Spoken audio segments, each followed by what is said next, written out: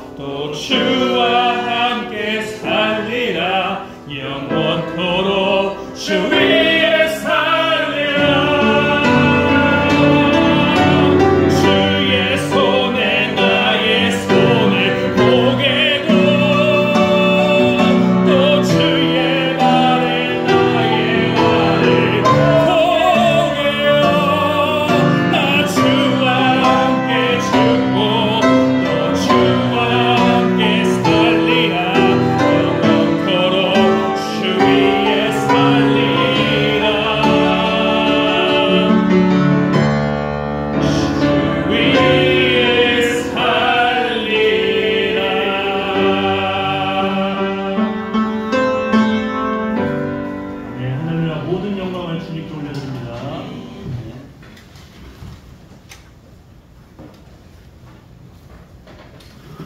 여러분 찬양 감사를 드립니다. 우리 옆 사람하고 이렇게 인사합니다. 주는 사람이 받는 사람보다 복이 있습니다. 주는 사람이 받는 사람보다 복이 있습니다. 오늘 말씀해 보게 되면 사도 바울이 밀레도에서 에베소에서 목회하는 장로님들을 다 부릅니다. 초대교회 때 장로님들은 교회에 우두머리뿐만 아니라 여기서 장로님들은 감독이었고 교회의 목회자들이었습니다. 에베소에서 목회하는 목사님들 당시에 보게 되면 한 200명 정도 된다고 성경학자들은 얘기합니다. 그 목회자들을 부른 다음에 사도 바울이 마지막 고별 설교를 해요. 이게 마지막 설교예요. 이 설교 끝나면 사도 바울은 예루살렘에 가야 되고 붙잡히게 되고 이제 로마에 가서 순교를 하게 됩니다. 더 이상 에베소에서 목회하는 이렇게 장로님들, 목회자들과 더 이상 만날 수가 없어요. 마지막 설교였어요. 그는 에베소에서 목회하는 장로들에게 다음과 같이 마지막 권면하는데 예수님께서 친히 말씀하셨습니다. 주는 자가 받는 자보다 복이 있다. 주는 것이 받는 것보다 복이 있다 하심을 기억하면서 살아야 된다고 마지막 권면을 합니다. 사랑하는 성도 여러분, 우리 그리스도인들은 이 말씀을 기억하면서 살아야 돼요. 이제 전반기를 보내고 다시 후반기를 우리가 이렇게 지내면서 잊지 말아야 될 것은 주는 사람이 받는 사람보다 복이 있다. 주는 것이 받는 것보다 복이 있다고 하는 것을 우리 어떻게 해요? 잊지 말고 기억하면서 살아야 됩니다. 아멘. 자, 그러면 왜 우리가 이렇게 주는 삶을 살아가야 되느냐? 첫째로는 예수님께서는 주는 삶을 사셨어요. 예수님의 행적을 복음서라고 얘기하는데 마태복음, 마가복음, 누가복음, 요한복음 이 사복음서의 그 행적을 보게 되면 예수님의 삶은 다 주는 삶이었어요. 주는 삶. 오병이어, 칠병이어를 통해서 물고기 2마리와 보리떡 5개, 물고기 2마리와 여러분 또 보리떡 그 가지고 7병이어 이런 기적을 통해서 5,000명을 먹이시고 그리고 4,000명을 또 먹이시고 이와 같이 배고픈 사람들 지금은 우리가 먹을 게 넘쳐나지만요 정말 예수님 당시에는 얼마나 여러분 먹지 못하는 사람이 너무나 많았어요. 사실 우리나라도 하나님이 이렇게 복을 주셔서 그렇지 예전에는 참 여러분 보릿고개가 있었잖아요. 굶는 분들이 너무나 많았어요. 이런 배고픈 사람들에게 주님은 5병이어 7병이어를 통해서 5,000명을 먹이시고 4,000명을 먹이시는 여러분 주는 삶이었어요. 그뿐만 아니라 예수님께서는 이 귀신 들린 사람들이 많았어요. 막달라에 여러분 마리아라고 하는 여인이 있었는데 7 귀신이 들어갔습니다. 그리고 가나안 여인 수로보니에 여러분 가나안 두로 쪽에 수로보인 여인 여러분 그 딸에게도 귀신이 들어갔어요. 베가볼리에도 그 청년한테 귀신이 들어가는데 2,000마리 귀신이 들어갔어요. 이런 여러분 신병에 걸리면 MRI, 엑스레이, 여러분 초음파, 그 다음에 여러분 해도 안 나와요. 요즘에는 귀신들이 얼마나 많이 역사하는지 말도 못합니다.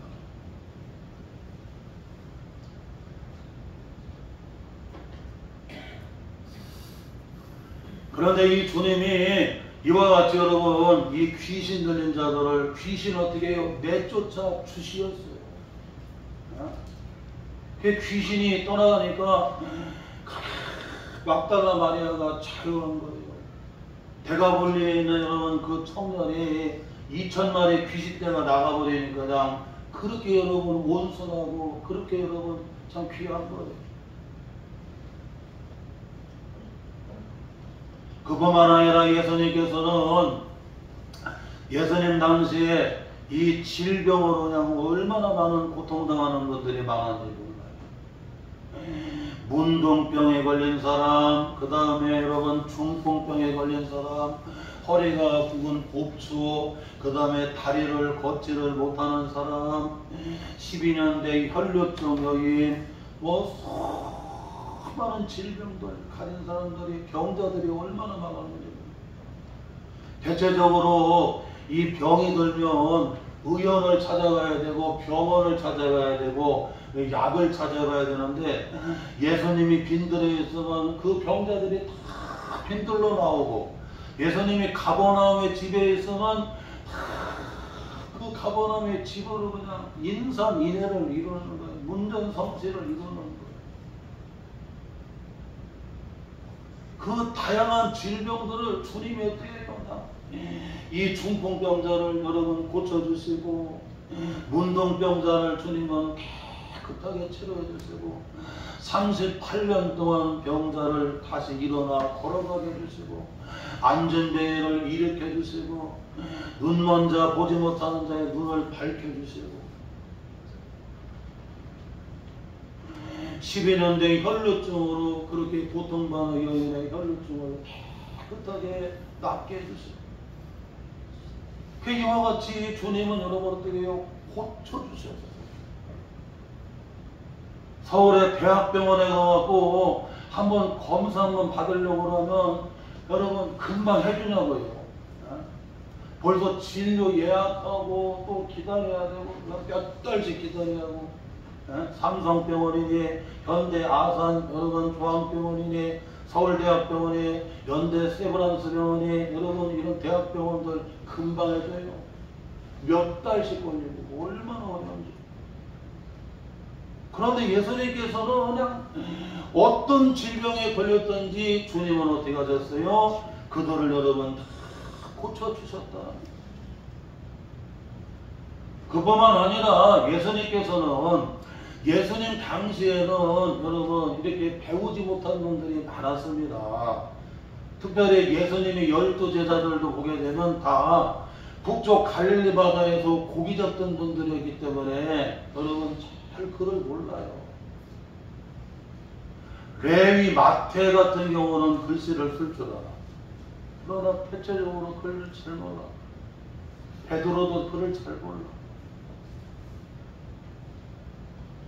그래서 예수님의 설교를 보게 되면 하나님 나라의 여러분 그 비유를 말씀하시는데 천국에 대한 비유를 말씀하시는데 어린아이들이거든 여러분 노인들이거든 부녀자들이거든 배운 사람이건 안 배운 사람이건 누구든지 쉽게 하나님 나라 천국에 대한 여러분 말씀을 잘 알아들을 수 있도록 다 비유를 들어서 여러분 어떻게 해요? 말씀을 쉽게 여러분 말씀을 전해 주셨습니다. 어떤 농부가 씨를 뿌리러 나가서 씨를 뿌렸는데 씨가 저 길가에 떨어졌는데 그 길가에 떨어졌는데 열매를 맺지 못하더래. 왜냐하면 다 갖고 다녀요. 새가 와서 금방 먹어버려요. 또한 돌짝밭에 뿌려졌는데 조금 있다 보니까 뿌리를 못 내려. 왜? 그 속에 돌이 있기 때문에. 가시덤불에 씨가 떨어졌는데 싹이 나고 막 이렇게 하려고 하는데 더 이상 어떻게 해요? 이 가시덤불이 막아가고 어떻게 여러분 열매를 맺을 수가 없다. 근심, 걱정, 여러 가지 번뇌, 여러 가지 괴로움, 고민 이런 것들이 확 여러분 가시던 뿔처럼 차고 있으면 좋은 열매를 맺을 수가 없대요. 그런데 여러분 좋은 밭, 옥토에 뿌려진 씨는 30배, 60배, 100배. 할렐루야. 네. 그러면서 여러분 우리가 옥토밭이 되어야 된다. 좋은 밭이 되어야 될 것을 말씀해 주고 있습니다. 네. 이와 같이 예수님은 누구에게든지 여러분 배움이 있던 배움이 없던 남녀노소 누구에게든 어떻게 해요? 하나님 나라 비밀을 이렇게 비유를 들어서 이렇게 잘 가르쳐 주셨어요. 알기 쉽게 가르쳐 주셨어요. 네. 그뿐만 아니라 예수님께서는 십자가에서 마지막 죽으실 때에 우리를 위해서 대속해 주셨잖아요. 여러분 대속은 내 대신 죽어주고 내 대신 값을 지불해 주는 겁니다. 사람은 다 누구나 살고 싶잖아요. 요번에 저 여러분 충남 저기 아산 여러분 저기 어디요 삽교 그 다음에 예산 그쪽에 비가 그냥 얼마나 많이 오고 삽교천 여러분 거기가 터져버려갖고 그냥 세상에 소를 250마리인가 길러놨는데 그냥 갑자기 물이 올라와갖고 없어져 버렸어요. 그러고 그냥 그 소를 기르는 어머니하고 아버지하고 또 아들이 이렇게 아들이 그냥 막 그냥 막 펑펑 우는 거야. 펑펑 우는 왜냐면 세상에 그 여러분 소가 자식 것 같잖아요. 그러니 한 250마리 막 이 정도는 그 소를 자식처럼 길러놨는데 눈을 떠보니까 물이 다 덮어버린 거야. 그리고 자기들만 그냥 어떻게 할 수 없어서 그냥 끝까지 지키다가 안 나오면 죽는다고 그러는 거 막 끝까지 안 나오려고 하는데 왜? 끄집어냈어요. 막 사람들이 그래요. 왜냐면 거기 생명이 들어갔기 때문에 막 이 소를 두고 어떻게 나가려고 안 가려고 하는 거 막 그냥 강제로 끌고 나오고 그러는데 다 덮어버렸어. 막 펑펑 우는 거예요. 펑펑. 그나마 뭐 비가 좀 그쳐서 봤더니 송아지하고 소들이 80마리가 싹 죽어서 떠다니고 어디 가는지도 모르고 그나마 좀 산 게 있더라고요.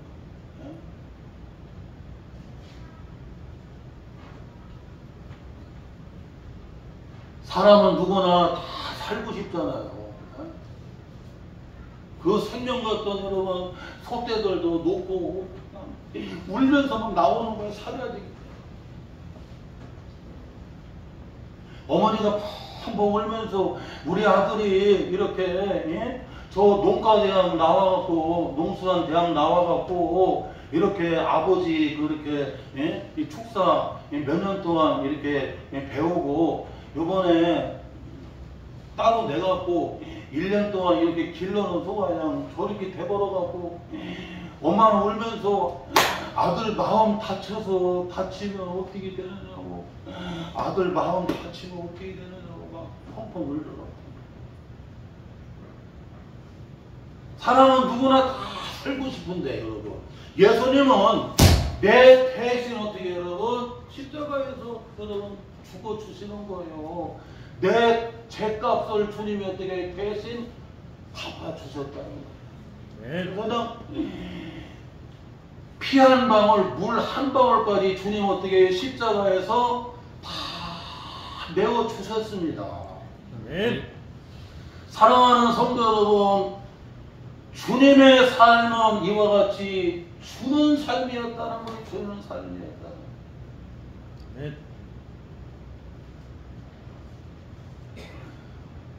사도 바울은 에베소 교회에서 에베소 각 지역에서 목회하는 장로님들에게 주 예수께서 친히 말씀하신 것처럼 주는 자가 주는 것이 받는 것보다 복이 있다고 하시는 이 말씀을 꼭 기억하면서 살아야 된다는 거예요.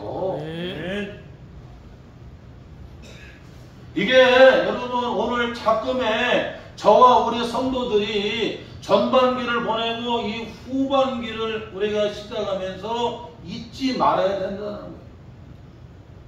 주님이 주는 삶을 사신 것처럼 우리도 여러분 주는 삶을 살아가야 된다.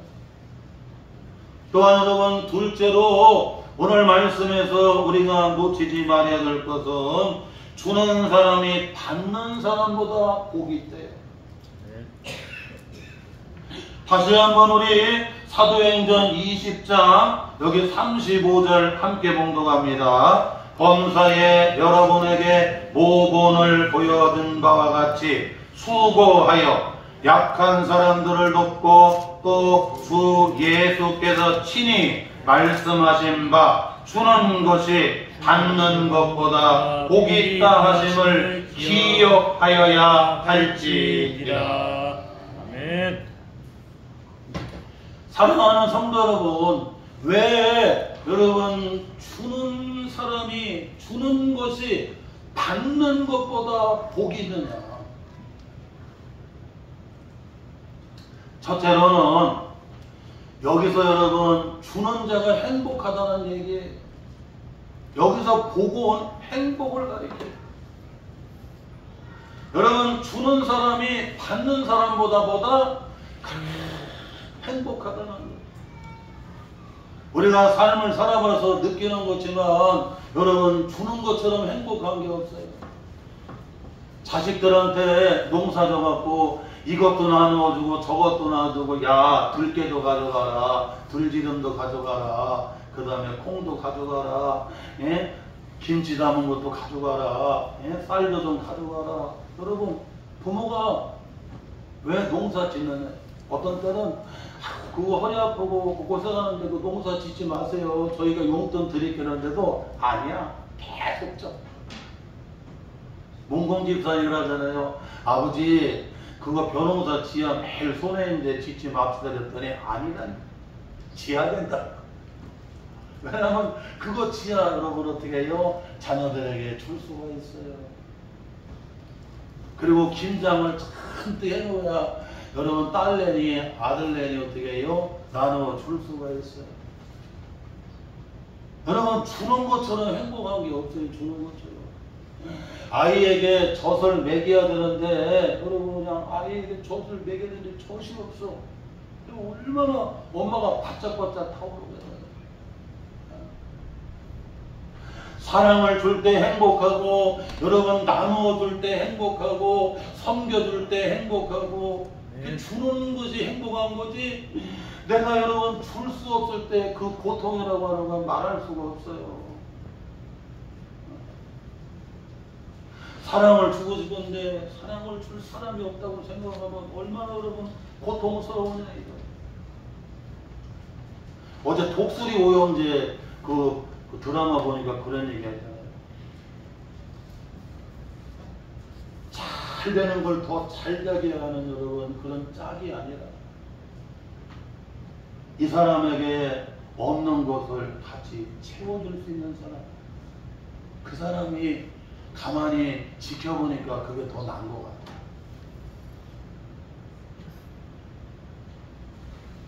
호텔 여러분 사장이고 막 엄청난 여러분 그렇지만 거기에 여러분 돈을 더 잘 벌어주고 있는 거 더 잘 되게 해주는 그런 짝이보다는 그 사람에게 없는 부분을 같이 채워주는 걔가 더 나은 것 같다. 드라마 메시지 아니겠어요?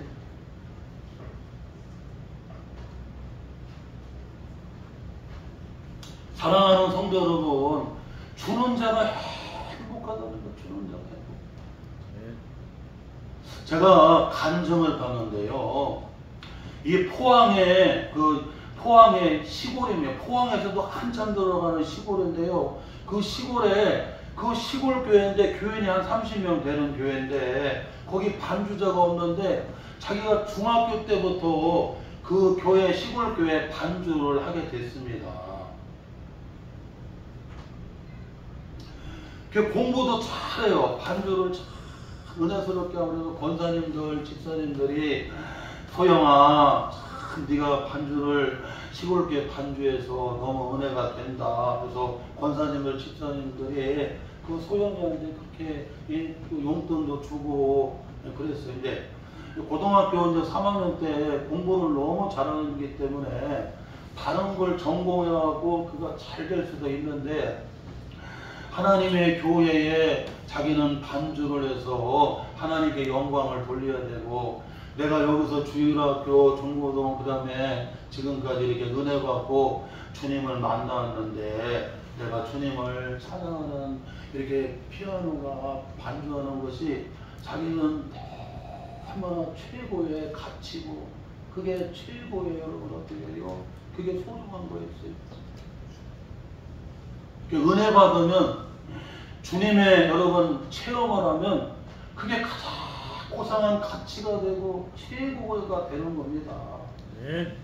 그러니까 야 그래도 다른 걸 전공해야 취업도 잘 되고 성공하는데 지금 피아노 전공해갖고는 별로 길도 없고 그런데 아니라는 거예요. 그 피아노를 전공을 해갖고는 교회 계속해서 시골교회 30명밖에 안 돼요. 거기는 청년부가 있는 것도 아니고 여러분 청년들이 있는 것도 아닙니다. 그런데 그 마음이 아름답더라고요. 그래서 포항에서 이거 피아노 학원에 선생으로 하면서 그리고는 주일날에는 피아노 반주하게 되고 그러다가 서울에서 이게 공인중개 사업을 하게 됐는데 서울에 올라갑니다. 근데 사업들이 얼마나 잘 되는지 모르는데 서울에서 저 포항에 그 시골교회까지 가려고 하면 토요일날 5시간을 차를 타고 내려가야 돼요. 그리고 주일날에 주일 예배 반주하고 찬양대 마치고서 다시 5시간, 6시간을 또 다시 주일날 또 여러분 어떻게 해요? 운전하고 올라와야 돼. 여름에는 뜨겁고 겨울에는 눈이 많이 와서 길이 얼마나 많이 막히겠어요. 그런데 그 소영이 집사님 같아 내가 볼 때는. 근데 자기는 여러분 기쁘다는 거예요. 그렇게 행복하다는 거예요. 많은 사람들이 야 서울에 있는 큰 교회 가서 반주나 하지 뭐 저 포항에 그 시골교회 거기 가서 그 5시간 6시간 타고 내려가서 그리고 그 교회 30명밖에 안 되는 대부분 노인들이고 젊은이도 없고 그런데 왜 그러느냐고. 그런데도 아니라는 거예요. 토요일날 여러분 서울에서 내려갈 때 행복해요. 그리고 주일날 이렇게 피아노를 하고서 반주하고서 다시 서울로 5시간 올라오는데 그렇게 여러분 행복하더라고요. 사랑하는 성도 여러분, 이 주는 삶은 거기는 여러분 행복이 있어요. 행복이. 우리가 아무리 돈을 많이 가지고 세상 것을 아무리 가지고 있어도 여러분 인생이 허망해요. 왜 이렇게 자살하는 사람들이 많고 왜 우울증과 여러분 정신병에서 그냥 그 고통하는 사람들이 그렇게 많으냐 이거.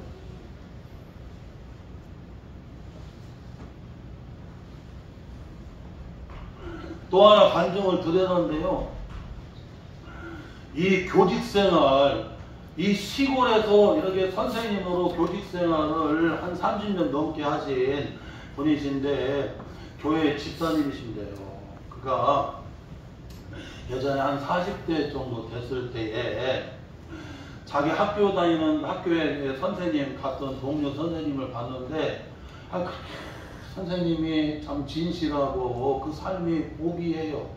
아유 존경스러워요. 그래서 아유 선생님은 어떻게 이렇게 삶이 이렇게 참 고귀하고 그렇게 존경스럽고 그렇게 아름다운 삶을 사시냐고 그랬더니 교회 나오면 된다고. 교회. 그래서 선생님한테 임파테이션, 좋은 영향을 받아갖고 교회를 나갔어요. 교회를 나가는데 그날 찬송이 자기 마음에 울림이 되고 목사님의 설교 말씀이 자기에게 하나님의 말씀으로 들리는 거예요. 이게 하나님의 택한 자녀들은 그 인생 가운데 반드시 하나님이 만나주신다니까. 네. 그러고 그날 은혜 받아가고 이제 교회를 섬기고, 그리고 나서는 이제 은퇴하게 됐는데 63살에 이제 은퇴가 된 것 같아요. 62살, 63세인데 아내를 먼저 잃었어요. 그래서 아내하고 사별이 되고 아내가 천국에 갔겠지요. 그리고 아들 둘이 있었는데 그 아들 둘을 잘 길러갖고 결혼을 다 시켰습니다. 그런데 내가 이제 은퇴하고 남은 여생을 살아야 되는데 어떻게 의미가 있고 행복한 삶을 살아갈까, 그런 고민을 하는 가운데 시골교회, 자기가 다니는 시골교회가 있는데 그 시골교회가 건축을 안 해갖고 비가 새. 그리고 거기 시골교회 어르신들이 계시는데 목사님이 설교 말씀을 전해도 이 음향시설이 제대로 안 돼갖고 이 설교 말씀이 또박또박 잘 안 들리는 거예요. 그래갖고 그런 가운데 있었는데 신문을 보다 보니까 3억만 있으면 교회를 잘 건축해서 음향까지 해서 다 할 수 있다고 하는 그 신문을 보게 된 거예요. 그래서 가만히 보니까 지금까지 이렇게 모아놓은 걸 보니까 한 3억 정도 되는 것 같아요. 그래갖고 두 아들을 불러갖고, 야, 이제 아버지가 은퇴를 하고 네 어머니는 이제 다 죽어서 이제 천국에 갔고 나 혼자 되고 너희들 다 잘 되고 결혼해갖고 다 나가서 사는데 아버지가 남은 삶을 참 행복하게 기쁨 있는 삶을 살고 의미 있는 삶을 살아야 되겠는데 가만히 보니까 저 시골교회에 내가 그것을 3억을 들여서 교회를 지어드려야 되겠다. 그랬더니 아들 둘이 반대를 하더래. 쌍손을 들고, 아버지 이제 연세가 들어갈수록 계속해서 이렇게 질병들이 생길 텐데 그걸 다 교회에 들여가서 건축을 하면 어떻게 합니까?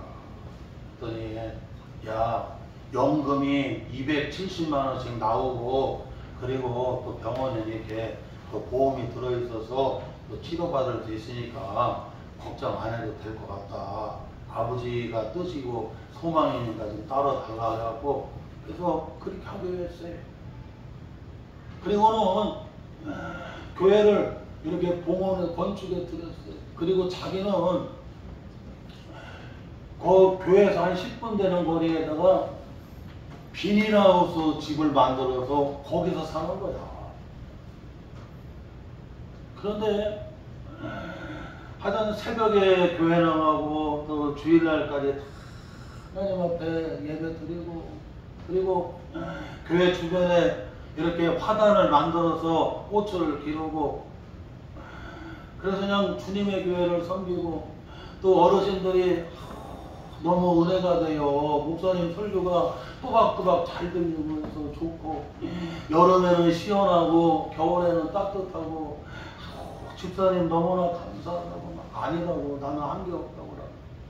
근데요, 그 비닐하우스 거기다가 집에서 사는데 거기다가 텃밭도 만들어 갖고 이렇게 참 채소도 갖고 하면서 주일날 교인들한테도 공개하고 이웃들하고 나누고 그러는 거야. 그분이 하는 얘기가 세상에, 이 세상에 주울 수 없는 이상한 기쁨이 있다는 거야. 기쁨이 막.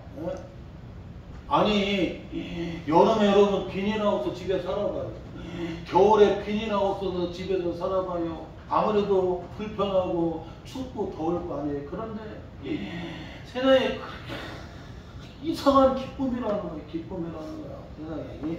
이건 세상에 주울 수 없는 기쁨이라는 거야. 그냥 자기는 그냥 너무 행복하다는 거야. 여러분, 만약에 혼자 여러분 좋은 아파트에서 혼자 편안하게 뭐 연금 나고 이렇게 산다고 해서 여러분 행복할까요? 그렇지도 않습니다. 세상에 좋을 수 없는 기쁨, 세상에 좋을 수 없는 평안, 세상에 좋을 수 없는 참된 위로가 주님이 막 주시는 거예요. 막 에너지 빵빵 넘치는 것처럼 하나님이 주시는 기쁨과 막 평안, 행복이 막 넘쳐나는 거예요. 막.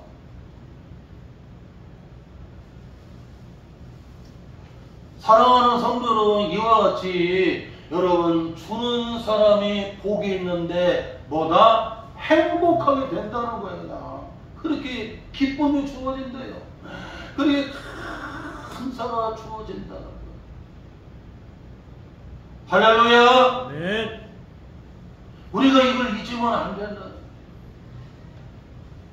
그 우리 모세는 유정에게 서울에서 내려오는데 앞에 서울 소망교회도 있고, 예? 광림교회도 있고, 예? 주변에 대형교회들이 꽉 있는데 여기 시골에 내려오는 거 대전에 내려와서 찬양하고 같이 반주하고 같이 성도들하고 예배드리고 내가 하나님 앞에 참된 예배자가 되고 내가 예배자가 되면요 주님의 기름 부으심이 있습니다. 그래서 내가 참된 예배자가 되고 내가 참된 예배를 드리면 주님의 기름 부으심이 있는 거예요. 아버지 오늘은 9시에 가더라고. 9시 교회 9시에 가라고 했더니 미리 가서 어제도 미리 좌서 기도하고 하는데 준비하러 가는데 준비하러 가요. 아니 사람 보고 찬양하나요? 아니라 나는 예배자라 이거. 하나님 한 분 앞에 찬양을 드리고 하나님 한 분 앞에 예배를 드리고 그래서 우리 찬양대가 뵙겠잖아요. 여기 예전에는 사람 보고 예배 드리자. 50분 됐는데 안 나갔네. 그랬는데 그게 아니라는 거야. 내가 예배자인데 하나님 한 분을 찬양하고 하나님 한 분을 예배하는 거지. 무슨 사람 앞에 하는 거야. 할렐루야. 네. 여러분 이와 같이 주는 삶을 살아갈 때 거기에 기쁨, 행복이 있다. 행복이 있다. 오늘 말씀 다 붙잡고 예수님이 친히 말씀하신 것처럼 주는 자가 주는 것이 받는 것보다 뭐예요? 복이 있다고 하시는 이 말씀을 다 마음에 기억하면서 여러분 7월 셋째 주 이제 후반기도 살아가시기를 주님의 이름으로 축원합니다. 아멘. 우리 남주가 하나님 앞에 특성으로 영광을 돌리겠습니다. 형이 간증했다고 나도 특성한다고.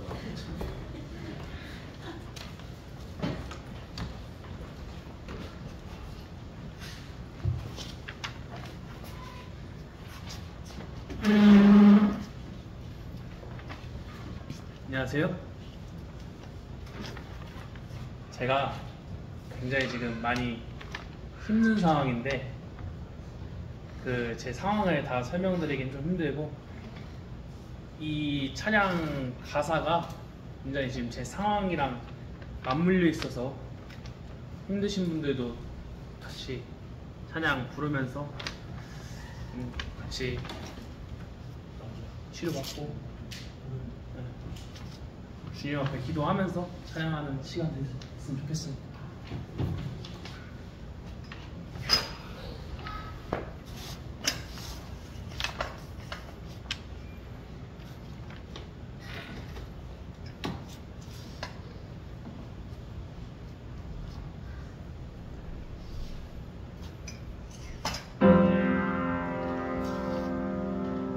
왜 나를 깊은 어둠 속에 홀로 두시는지 어두운 밤은 왜 없는지 나를 고독하게 나를 낮아지게 세상 어디도 기댈 곳이 없게 하셨네.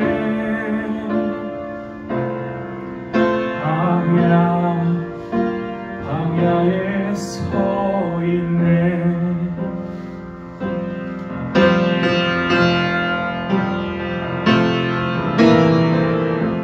주님만 내 도움이 되시고 주님만 내 힘이 되시는 주님만 내 친구 되시는 광야. 주님 손 놓고는 단 하루도 살 수 없는 곳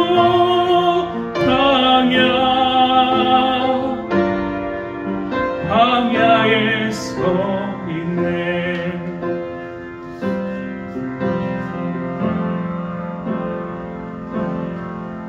왜 나를 깊은 어둠 속에 홀로 두시는지 어두운 밤은 왜 그리 길었는지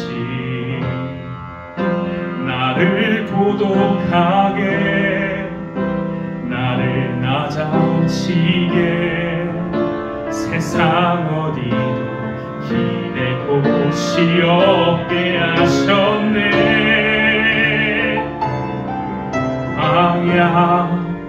광야에 서 있네.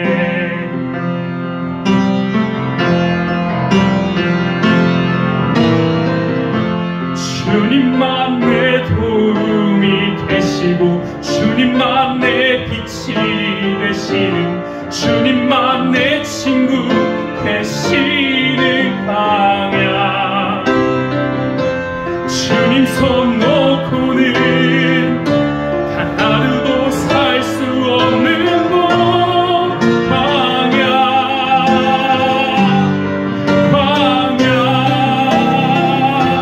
주께서 나를 사용하시려 나를 더 정결케 하시려 나를 택하여 보내신 그곳 광야. 성령이 내 영을 다시 태어나게 하는 곳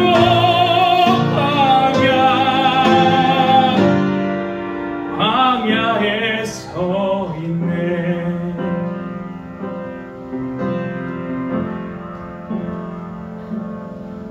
내 자가 산산이 깨지고 높아지려 했던 내 꿈도 주님 앞에 내어놓고 오직 주님 뜻만 이루어지도록 나를 통해 주님만 드러나시기를.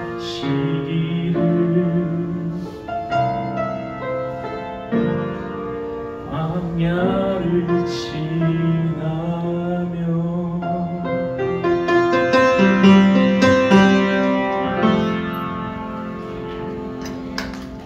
네, 우리 잠깐 기도하겠습니다.